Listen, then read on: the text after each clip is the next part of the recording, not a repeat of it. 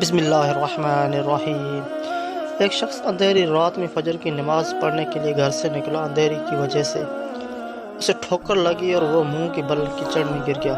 کیچڑ سے اٹھ کر وہ گھر واپس آیا اور لباس تبدیل کر کے دوبارہ مسجد کی طرف چل دیا۔ ابھی چند قدم ہی چلا تھا کہ دوبارہ اسے ٹھوکر لگی اور وہ دوبارہ کیچڑ میں گر گیا۔ کیچڑ سے اٹھ کر وہ پھر دوبارہ اپنے گھر گیا، لباس بدلا اور مسجد جانے کے لیے دوبارہ گھر سے نکلا۔ دروازے پر اسے ایک شخص ملا جو اپنے ہاتھ میں روشن چراغ تھامے ہوا تھا۔ چراغ والا شخص چپ چاپ نمازی کے آگے مسجد کی طرف چل دیا۔ اس مرتبہ چراغ کی روشنی میں نمازی کو مسجد پہنچنے میں کسی دشواری کا سامنا نہیں کرنا پڑا۔ وہ خیریت سے مسجد پہنچ گیا۔ مسجد کے دروازے پر پہنچ کر چراغ والا شخص رک گیا۔ نمازی اسے چھوڑ کر مسجد داخل ہو گیا اور نماز ادا کرنے لگا۔ نماز سے فارغ ہو کر وہ مسجد کے باہر آیا تو وہ چراغ والا شخص اس کا انتظار کر رہا تھا تاکہ اس نمازی کو چراغ کی روشنی میں گھر چھوڑ آئے۔ جب نمازی گھر پہنچ گیا تو نمازی نے اجنبی شخص سے پوچھا، آپ کون ہیں؟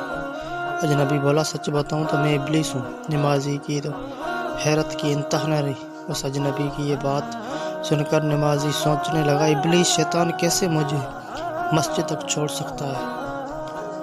اس کا کام تو لوگوں کو بہکانا ہے۔ تو اس شخص نے بڑی حیرت کے ساتھ ابلیس سے پوچھا، تجھے تو میری نماز رہ جانے پر خوش ہونا چاہیے تھا، مگر تم تو چراغ کی روشنی میں مجھے مسجد تک چھوڑائے۔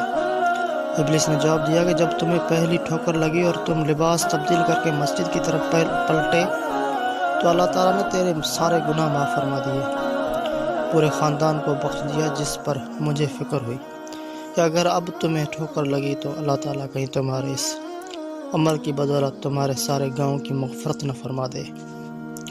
اس لیے میں چراغ لے کر آیا ہوں کہ تم بغیر گرے مسجد تک پہنچ جاؤ۔